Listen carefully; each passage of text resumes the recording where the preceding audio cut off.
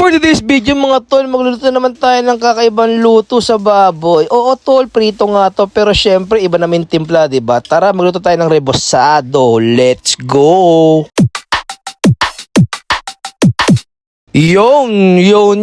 Nandito na naman tayo sa episode series natin mga tol. Episode 33 nga pala, rebosado. Bakit nga tinawag ng rebosado mga tol? Ang rebosado mga tol ay binababad sa arena na may tubig o kaya butter ang tawag mga tol. Usually tol, ginagamit siya ng taba ng baboy, pero sa ating video ngayon tol, gagamit tayo ng piski ng baboy, di ba? Parang pares din naman taba ng baboy mga yan tol. Meron pang isang dish na tinatawag na kamaron rebosado. Yun na naman tol, ginagamitan ng hipon yun. Ang style ng pagluluto sa rebosado mga tol is galing sa mga Chino na nagpunta ng mga unang panahon sa Pilipinas. Syempre tol, na-adapt na rin natin kung paano magluto yung mga Chino, di ba? Halos karamihan naman ng mga pagkain natin sa Pilipinas is galing sa mga Chino. Pero for today's video mga tol, papakita ko sarili conversion kung paano tayo gumawa ng sarili natin pork rebosado, di ba? Meron nga pala dito 1 kilong pork yul mga tol, batok o pisngi, tapos syempre naghiwa tayo ng bawang pati luya. Yan ang ating aromatics doon na ihahalo sa ating pork jol. Tapos tol, syempre tinimpilan ko siya ng paminta, kalamansi, seasoning mga tol. Tapos lagyan ko siya ng patis. Nilagyan ko rin pala siya tol ng 3 pirasong itlog tas harina mga tol. Yan magiging binder natin doon sa ating pork pati mga aromatics mga tol, pati pampalasa. I-marinate lang natin yung tol ng 30 minutes hanggang 1 oras mga tol. Pero mas masarap tol pag mga 2 oras onwards, diba? Habang inaantay natin yung ating marination mga tol, syempre gagawa tayo ng malupit na sausawan. Sa pagluto naman ng rebosado mga tol, para ka lang din gumagawa ng fried chicken, tempura, calamares, o kahit ano nang ginagamitan ng butter mga tol. For the sauce nga pala tol, nagiwalan tayo ng red onion pati ceiling green. Naglagay rin pala ako ng 2 pirasong kalamansi dito mga tol, tapos timplahan ko lang siya ng paminta, asukal, suka, pati onting tubig mga tol. Kung mapapansin nyo sa mga previous ko na ginagawa sa usawan mga tol, lagi ko naglalagay ng tubig kasi tol yung sikreto sa paggawa ng masarap na sausawan. Yan kasi tol nagbibigay balance sa asim, alat, pati tamis, diba? Sinimulan ko na tol magpainit ng kawali mga tol. Syempre naglagay tayo ng mantika dyan mga tol. Tapos ipipilito na natin yung ating minarinate na baboy kanina. Malaking tulong ang paglagay ng itlog pati harina doon sa baboy mga tol, dahil dagdag crispiness yan doon sa ating rebosado. Niluto ko lang siya sa mahinang apoy mga tol para makuha natin yung tamang texture syempre, 'di ba? Tapos juicy and crispy yan mga tol. Yan ang sikreto sa pagluto ng mga crispy na pagkain mga tol. At syempre, pag umabot ka sa point ng video, paki-comment down below naman sa kaparte ng mundo, parte ng Pilipinas, para na mabati ka na sa mga next vlogs ko, 'di ba? Niluto ko na rin pala tol yung second batch natin ng pork jol mga tol.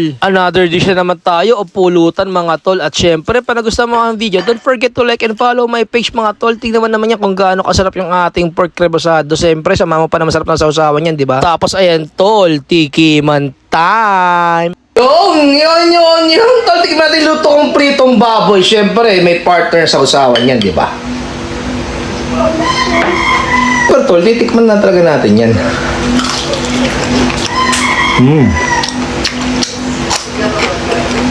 Kumanda naman sa usawan.